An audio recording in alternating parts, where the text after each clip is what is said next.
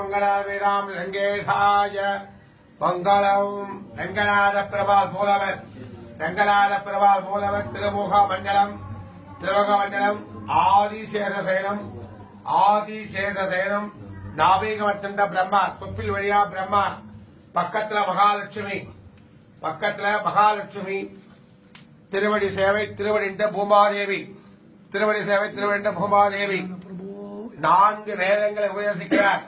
நான்கு வேதங்களை காப்பாற்றி வருவார். மச்சவதார ஸ்தலம் வர்காசுரன் என்ற அரக்கன் கடல்ல ஒளிச்சு வச்சுறார். நான்கு வேதங்கள் தர்மத்துல அனுதி பண்ணி கடல்ல எப்படி ஒளிச்சு வச்சுறார் அந்த சூரன் பரமாசுரன்.